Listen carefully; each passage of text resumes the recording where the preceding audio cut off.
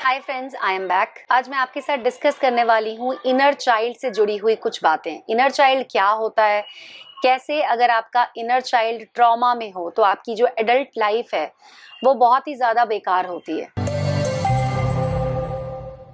क्या आपके साथ ऐसा होता है कि आप भी लोगों के साथ कनेक्शन नहीं बना पाते, आपकी लोगों के साथ पक्की वाली दोस्ती नहीं हो पाती है, हार्ट टू हार्ट कनेक्शन नहीं हो पाता है? ऐसा होता है आपके साथ?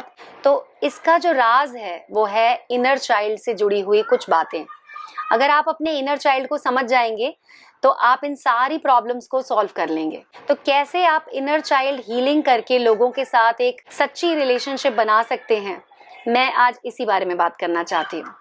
तो सबसे पहले मैं आपको बता दूं कि मैं इस टॉपिक के बारे में क्यों बात कर रही हूँ। पिछले 1 साल से मैं एक मोडालिटी के ऊपर काम कर रही थी। तो सबसे पहले तो ये जानते हैं कि इनर चाइल्ड होता क्या है। इनर चाइल्ड मतलब हमारे अंदर का बच्चा। अगर इसे हिंदी में ट्रांसलेट करें तो इसका ये मतलब होता है, गाना तो सुना ही होगा, दिल तो बच्चा है जी। वो गाना इसीलिए कहा गया है। आपने बहुत सारे लोगों को देखा होगा जो कि बूढ़े हो जाते हैं या फिर उनकी उम्र ज्यादा हो जाती है फिजिकली, लेकिन उनका दिल जो है वो बिल्कुल एक छोटे मासूम बच्चे जैसा होता है। कम दिखते हैं ऐसे लोग, लेकिन होते हैं। अगर आप ये समझना चाहते हैं कि आखिर वो जो अंदर का बच्चा है उसे कैसे जिंदा रखते हैं लोग, तो उसके लिए आपको अपने इनर चाइल्ड को समझना बेहद जरूरी है। इनर चाइल्ड हमारे अंदर का वो हिस्सा है जो हमारे बचपन के जितने भी फीलिंग्स हैं, बिलीव्स हैं, जो हमारे आसपास जो भी हुआ है, उन सब चीजों को एक्यूमुलेट करता है। एक तरह से मान लीजिए कि कोई छोटा बच्चा है, मैं आपको एग्जांपल से बताती हूँ। कोई छोटा बच्चा है जिसके घर का एटमॉस्फेयर थोड़ा सा स्ट्रिक्ट है, उसकी माँ उससे बहुत प्यार करती है, लेकिन जो उसके पिताजी हैं वो थोड़े स्ट्रिक्ट हैं।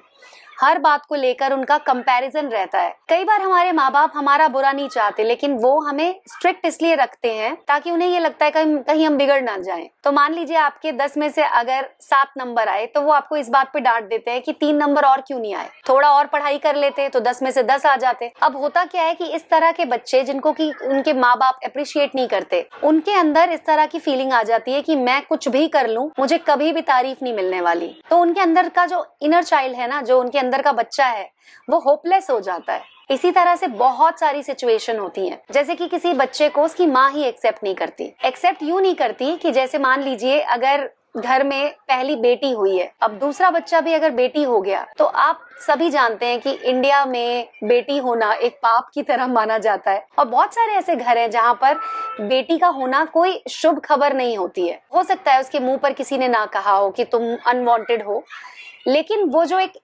फीलिंग होती है कि माँ बाप ने जब पहली बार अपने बच्चे को गोद में लिया तो उनको ये फीलिंग हुई कि फिर से बेटी हो गई। पहले तो एक बेटी थी हमारे पास ऑलरेडी, अब एक और बेटी हो गई। तो अंदर से वो लोग इतना खुश नहीं होते हैं, उन्हें उम्मीद होती है कि लड़का हो जाता तो कितना अच्छा होता। तो ये भी एक तरह का ट्रॉमा पैदा करता है एक छोटे बच्चे में। और वो बच्चा जब बड़ा होता है तो तब तक उसके अंदर वो फीलिंग रहती है अनवांटेड वाली।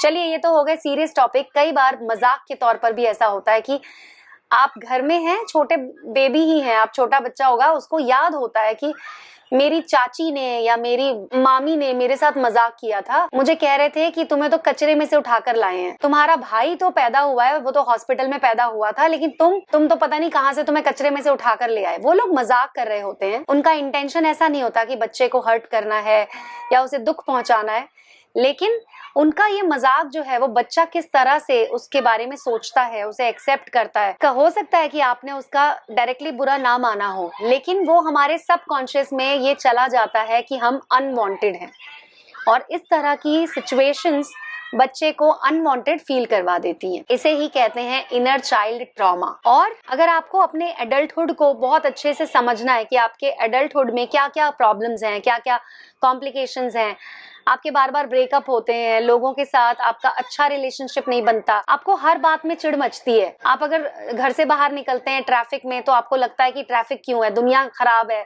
हर कोई खराब है। तो मतलब ये बातें सुनने में बड़ी छोटी लगती हैं, मतलब ऐसा लगता है ये तो नॉर्मल है। एक नॉर्मल ह्यूमन बीइंग तो ऐसे ही बिहेव करेगा ना, हर वक्त चिड़चिड़ाता रहेगा, गुस्से में रहेगा। जब वो कुछ अचीव कर लेगा तब उसे खुशी मिलेगी। लेकिन सच बात ये है कि हम सिर्फ अचीव करने पर खुश नहीं होना चाहिए, हम जिंदा हैं, हमें इसी बात की खुशी होनी चाहिए। हमें एक लाइफ मिली है, हमें एक बॉडी मिली है एंजॉय करने के लिए, हमें उसी बात की खुशी होनी चाहिए। लेकिन हमारी जो सोसाइटी है वो हमारे अंदर एक चीज डाल देती है कि जब आप कुछ अचीव करेंगे तब आपको खुश होना चाहिए। आपने कई बार लोगों के मुंह से ऐसी बात सुनी होगी कि क्या बात है, बड़े खुश हो रहे हो, कोई खुशखबरी है क्या? तो हम इसे डिटेल में, मतलब हम इसके अंदर जाके सोचते नहीं है, हमें लगता है यूं ही कह दिया। लेकिन अगर आप अंदर जाकर सोचेंगे, इसके बारे में विस्तार से सोचेंगे कि कोई ऐसा क्यों कहेगा कि क्या बात है, कोई खुशखबरी है, मतलब आप नॉर्मली खुश नहीं रह सकते, कोई गुड न्यूज आएगी आपकी लाइफ में तभी आपको खुश रहने का हक है। तो ये भी मतलब एक तरह की प्रॉब्लम है जो कि हमने बहुत ही नेचुरल, इसे न्यूट्रल कर दिया है। तो कई बार लोग ऐसा कहते हैं कि उनको बार बार एक ही जैसा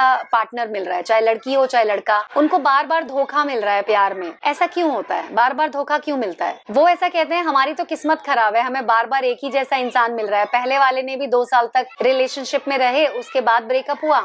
दूसरे वाले के साथ तो और भी वर्स्ट सिचुएशन थी।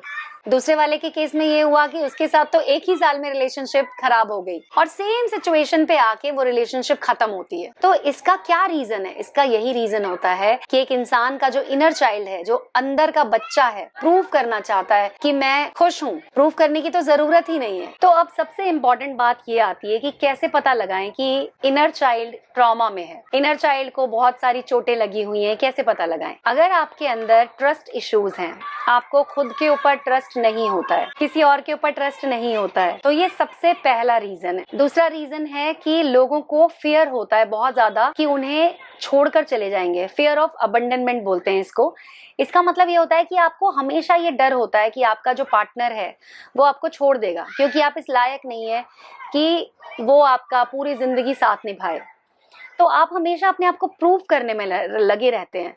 मतलब एक वो चीज होती है कि आपको ये समझ में नहीं आता कि मैं एक कंप्लीट पर्सन हूँ और मुझे कुछ भी ऐसा अलग से करने की जरूरत नहीं है। तो क्या हम कुछ भी ना करें अपने पार्टनर के लिए, उसे खुश ना रखें और उसके साथ रिलेशनशिप को अच्छा करने के लिए एफर्ट्स ना करें? ऐसा बिल्कुल नहीं है। आप एफर्ट्स करेंगे, आप हर वो चीज करेंगे जो कि जरूरी है रिलेशनशिप में, लेकिन आप उसको एक एंजाइटी की तरह नहीं करेंगे कि ये नहीं हुआ तो क्या होगा, ऐसा हो गया तो क्या होगा। ये एंजाइटी नहीं आएगी। आपको वो काम करने में बहुत मजा आएगा। आपको एक जो कहते हैं ना सुकून मिलेगा कि मैं अपने पार्टनर के लिए कुछ कर रहा हूँ या कुछ कर रही हूँ। और अगर सुकून नहीं मिल रहा है, एंजाइटी मिल रही है, परेशानी हो रही है, स्ट्रेस हो रहा है, इसका मतलब आप बहुत ज्यादा फियर के साथ उस चीज के ऊपर काम कर रहे हैं।